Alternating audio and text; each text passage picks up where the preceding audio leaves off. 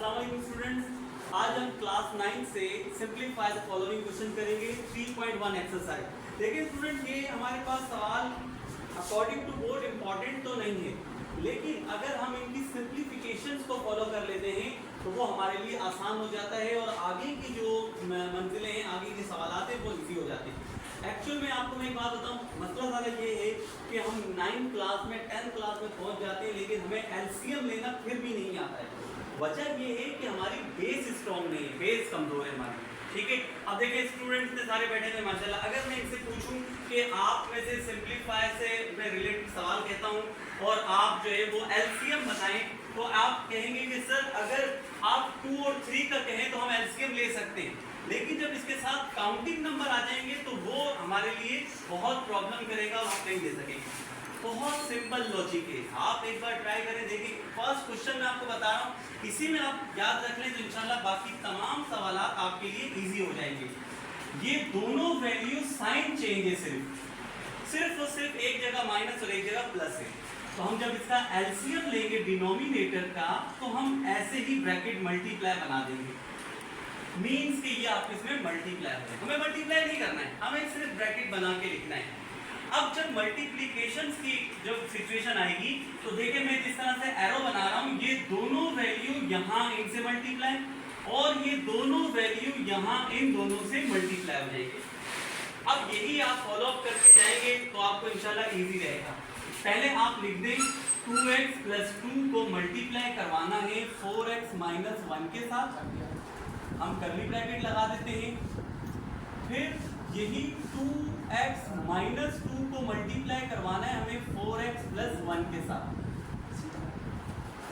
पहला स्टेप क्या किया है हमने? पहला स्टेप हमने लिखा सवाल, उसके बाद हमने डिनोमिनेटर का एलसीएम और अब मल्टीप्लाई की कंडीशन। अब हमने मल्टीप्लाई करवाना है 1 by 1। पहले हम 2x को 4x से मल्टीप्लाई करवाते हैं, तो ये हो जाएगा 8x²। फिर 2x को 1 से मल्टीप्लाई करवाते हैं तो नीचे वाला ब्रैकेट हम वैसे ही लिख लेते हैं, इसको हमने चेंज नहीं करना। अब हम सेकंड वैल्यू 2 को इन दोनों से मल्टीप्लाई करवाते हैं, तो ये हो जाएगा 8x और ये 2 × 1 = 2। याद रखिएगा स्टूडेंट, साइन भी साथ में मल्टीप्लाई करवाना है। प्लस प्लस से मल्टीप्लाई होता है तो प्लस रहता है, प्लस माइनस से मल्टीप्लाई होता है तो प्लस माइनस माइनस रहेगा। अब हम पहली ब्रैकेट को मल्टीप्लाई कर चुके हैं, अब हमने सेकंड वैल्यू मल्टीप्लाई करवाना है। अब हम जाते हैं यहाँ प्लस का साइन, इसको ब्रैकेट रखते हैं। 2x को 4x से हमने मल्टीप्लाई किया, वही 8x²। इसके बाद 2x को 1 से मल्टीप्लाई किया 2x। अब हम 2 को 4 से मल्टीप्लाई करवाएंगे 8, 2 × 4 = 8 हो गया x, और 2 को 1 से मल्टीप्लाई किया 2 × 1 = 2। फर्स्ट स्टेप एलसीएम, दूसरा स्टेप मल्टीप्लाई वो हम कर चुके हैं। अब हम ब्रैकेट को ओपन कर देते हैं, खोल देते हैं और देखते हैं हमारे पास क्या वैल्यू आ रही है। पहली वैल्यू आ रही है 2x - 2, ये तो हमारे पास डिनोमिनेटर है, इसको ऐसे ही रहने देंगे।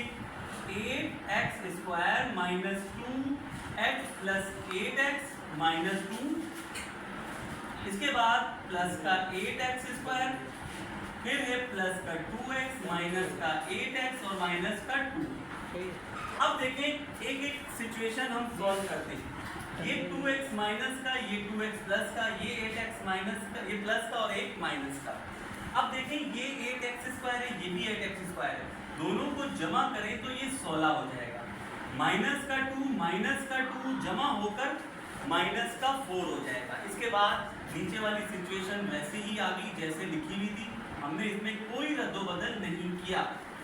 अब सिंप्लीफायर का मतलब होता है आप वहां तक सवाल को लेके जाएं जहां उसकी हद खत्म हो जाए। अब देखें हमारे पास ये मजीद सॉल्व हो सकता है। इसमें आ रहा है 4 कॉमन, तो रह गया 4x² माइनस का 1।